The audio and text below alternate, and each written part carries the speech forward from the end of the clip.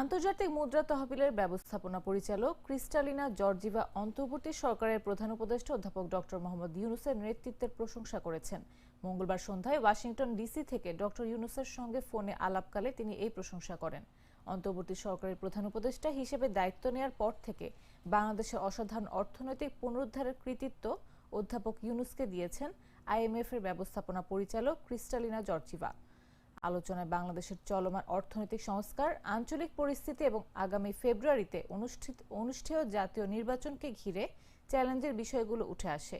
দুই নেতার মধ্যে নানা আঞ্চলিক বিষয় নিয়েও আলোচনা হয়। এতে নেপালের চলমান যুব আন্দোলন এবং আসিয়ানভুক্ত হওয়ার ক্ষেত্রে বাংলাদেশের আগ্রহের প্রসঙ্গ উঠে আসে। ডক্টর ইউনূস ঢাকার বৃহৎ অবকাঠামো প্রকল্পের অগ্রগতির কথাও তুলে ধরেন, যার মধ্যে নতুন বন্দর ও টার্মিনাল প্রকল্প রয়েছে। ফোন আলাপে অর্থ উপদেষ্টা ডক্টর সালাউদ্দিন আহমেদ ও অর্থ সচিব খায়রুজ্জামান মজুমদার উপস্থিত ছিলেন।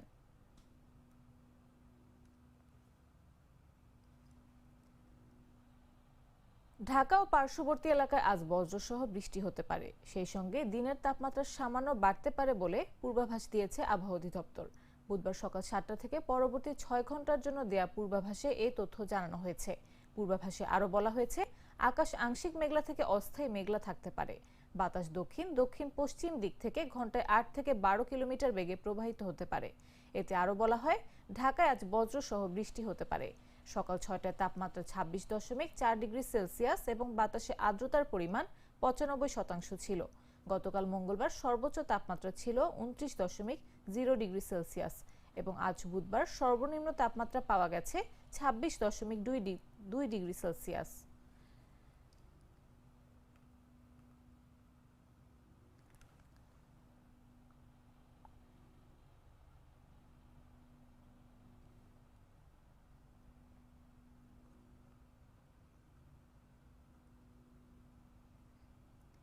জাতীয় নাগরিক পার্টির রাজশাহী জেলার যুগ্ম সমন্বয়ক শামীমা সুলতানা মায়া পদত্যাগ করেছেন।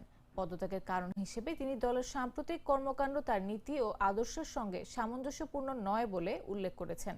মঙ্গলবার বেলা 11টার দিকে রাজশাহী নগরীর সাহেববাজার 0 পয়েন্টে এক সংবাদ সম্মেলনে এ ঘোষণা দেন তিনি। মায়া বলেন, রাজনৈতিক জীবনের সবচেয়ে বড় শক্তি হলো বিশ্বাসযোগ্যতা। বর্তমান পরিস্থিতিতে সেই বিশ্বাসযোগ্যতা প্রশ্নবিদ্ধ হওয়ার আগে আমি নিজে দায়িত্ব থেকে সরে দাঁড়াচ্ছি। আমি কাউকে আঘাত করতে চাই না কিংবা কোনো সরাসরি অভিযোগ তুলতে চাই না, তবে সত্য হলো আমি আমার বিবেক, সততা এবং নীতিকে কোনোভাবেই বিসর্জন দিতে চাই না। রাজনৈতিক জীবনের সবচেয়ে বড় শক্তি হলো বিশ্বাসযোগ্যতা, তবে বর্তমান অবস্থায় যে সকল পরিস্থিতি তৈরি হয়েছে তাতে করে সেই বিশ্বাসযোগ্যতা প্রশ্নবিদ্ধ হওয়ার আগেই আমি নিজের দায়িত্ব থেকে সরে দাঁড়াতে চাই। অতএব আমি জাতীয় নাগরিক পার্টি এনসিপি রাজশাহী জেলার যুগ্ম সমন্বয়ক পদ থেকে পদত্যাগ করছি।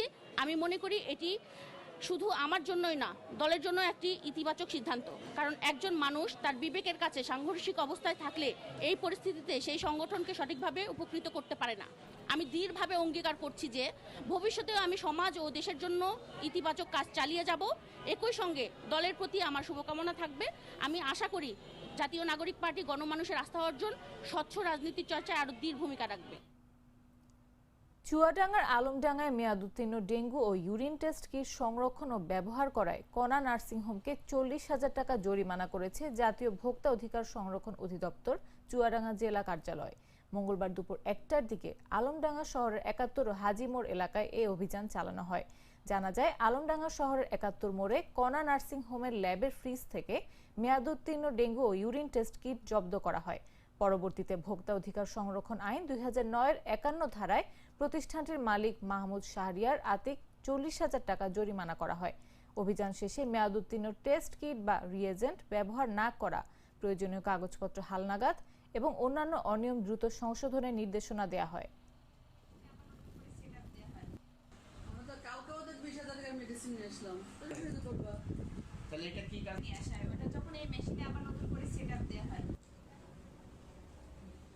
ডান কফি ক্যান্ডি, কররা কফি, কঠিন স্বাদে, হাইকে বলো বাই। দেশের বাজার স্থিতিশীল রাখতে আমদানিকারকদের জন্য পেঁয়াজের ইম্পোর্ট পারমিট উন্মুক্ত করার দাবি জানিয়েছে সোনা মসজিদ আমদানি ও রপ্তানিকারক গ্রুপ। মঙ্গলবার দুপুরে সোনা মসজিদ স্থলবন্দরে আয়োজিত সংবাদ সম্মেলনে এ দাবি সংগঠনটি। লিখিত বক্তব্যে সংগঠনটির সভাপতি মোহাম্মদ একরামুল হক বলেন, কয়েকজন আমদানিকারক হাইকোর্টে রিট করে হাজার হাজার মেট্রিক টনের আইপি পাওয়ার আদেশ দিয়েছেন। এতে বাজারে অস্বাভাবিকতা দেখা দেওয়ার শঙ্কা তৈরি হয়েছে। যদি কয়েকজন ব্যবসায়ী বিপুল পরিমাণ আইপি হাতে পান, তবে তারা সিন্ডিকেট গঠন করলে বাজারে কৃত্রিম সংকট তৈরি হবে, যা বাজার অস্থিতিশীল করবে। এতে সরকারের ভাবমূর্তি ক্ষুণ্ণ হবে। সংগঠনটির নেতারা বলেন, বাজার নিয়ন্ত্রণে রাখতে ও আমদানিকারকদের স্বার্থ রক্ষায় সবার জন্য সমান সুযোগে আইপি উন্মুক্ত করার বিকল্প নেই। তারা সরকারের প্রতি দ্রুত সুষ্ঠু ও গ্রহণযোগ্য সিদ্ধান্ত নেওয়ার আহ্বান জানান।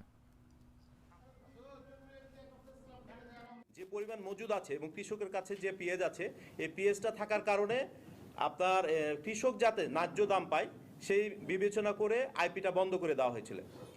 আমরাও আবেদন করেছিলাম, আমদানিকারক সকলে আবেদন করা আছে যে না, পুনরায় যদি আইপি ছাড়ে সেক্ষেত্রে আমরা আইপি পুনরায় পাবো। বর্তমানে আমরা দেখতে পেলাম একটা ঘটনা যে মহামান্য হাইকোর্টের আদেশে আমাদের কয়েকজন আমদানিকারক হাজার হাজার মেট্রিক টন পেঁয়াজের আইপির জন্য পারমিশন পেয়েছে। সেই ক্ষেত্রে এখনো চলমান আছে, আইপি নির্দেশনা এখনো ক্লিয়ার হয়নি, তবে আমরা জানতে পেরেছি যে আইপি তারা পাচ্ছে।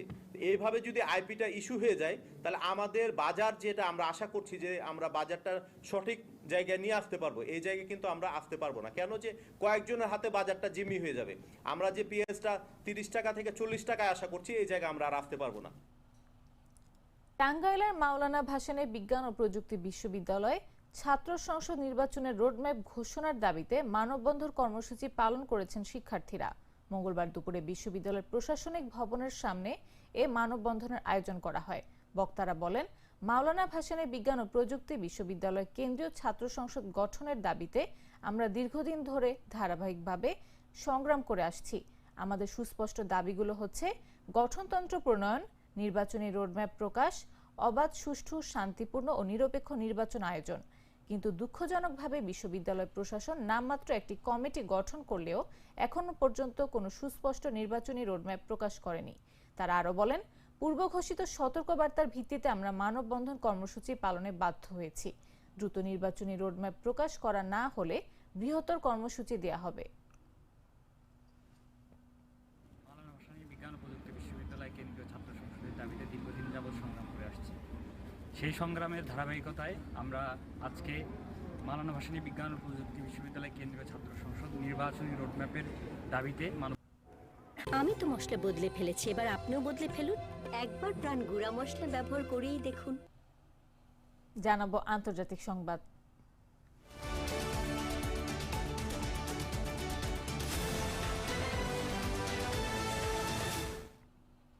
নেপালে জেএনজি আন্দোলনে নিহতদের রাষ্ট্রীয় মর্যাদায় সমাহিত করা হয়েছে। মঙ্গলবার মরদেহগুলো ট্রিচিং হাসপাতাল থেকে পাশুপতি আর্যঘাটে নিয়ে যাওয়া হয়। সেখানে নিহতদের পূর্ণ রাষ্ট্রীয় সম্মানে শেষ বিদায় জানানো হয়। এদিন গৃহ আইনমন্ত্রী ওম প্রকাশ আর্জল এবং জ্বালানি, ভৌত অবকাঠামো ও শহর উন্নয়ন মন্ত্রী কুলমান ঘিসিং মরদেহগুলোর উপর নেপালের জাতীয় পতাকা বিছিয়ে শ্রদ্ধা জানান। এ সময় নিরাপত্তা কর্মীরা স্যালুট প্রদান করেন।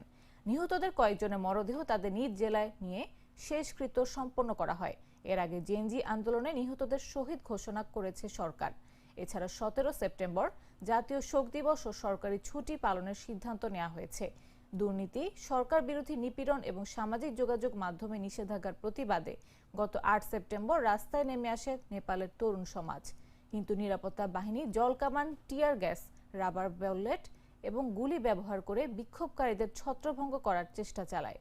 বিভিন্ন শহরে জারি করা হয় কারফিউ।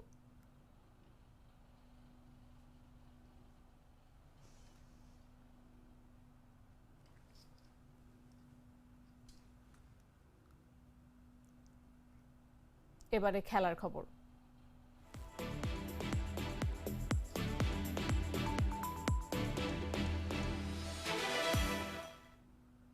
জয়টা আসতে পারত আরো সহজে, ব্যবধান হতে পারত আরো বেশি, কিন্তু ব্যাটিং এর শেষ দিকে রান তোলার গতি হয়ে পড়েছিল মন্থর। অন্যদিকে 14তম ওভারে সাইফ হাসানের কাছ থেকে আজমতুল্লাহ ওমরজাই 20 রান নিয়ে ম্যাচের গতি যেন ঘুরিয়ে দিয়েছিলেন। কিন্তু তাসকিন, নাসুম আর মুস্তাফিজুর রহমানের শেষ মুহূর্তে নিয়ন্ত্রিত বোলিংয়ের মুখে আর পেরে ওঠেনি আফগান ব্যাটাররা। জয়ের সম্ভাবনা জাগিয়ে তুললেও 8 রান দূরে থাকতে থেমে যেতে হয়েছে তাদের। জয়ের জন্য 155 রানের লক্ষ্যে ব্যাট করতে নেমে 146 রানে অল আউট হয়েছে আফগানরা। ফলে 8 রানের ব্যবধানে জয় তুলে নিয়ে সুপার 4-এ যাওয়ার সম্ভাবনা টিকিয়ে রাখলো বাংলাদেশ দল। জয়ের ব্যবধানটা আরেকটু বেশি হলে রানেরটাও বাড়তে পারত বাংলাদেশের। আফগানিস্তানকে হারালেও বাংলাদেশের সুপার 4 এখনও নিশ্চিত নয়, কারণ বি গ্রুপে বাংলাদেশ এবং শ্রীলঙ্কা জয় পেয়েছে 2টি করে। আফগানিস্তান শ্রীলঙ্কা ম্যাচ বাকি এখনও। ওই ম্যাচে আফগানরা জিতলে তাদের জয় হবে 2টি, তখন 3 দলের জয় সমান, পয়েন্ট সমান, ফলে রান রেটে এগিয়ে থাকা দল উঠবে সুপার 4-এ।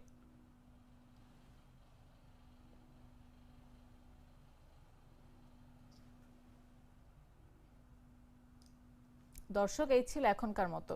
প্রতি মুহূর্তের সর্বশেষ খবর পেতে ভিজিট করুন jagonews24.com, ফলো করুন আমাদের ভেরিফাইড ফেসবুক পেজ এবং সাবস্ক্রাইব করুন জাগো নিউজের ইউটিউব চ্যানেল। এতক্ষণ সাথে থাকার জন্য ধন্যবাদ সবাইকে।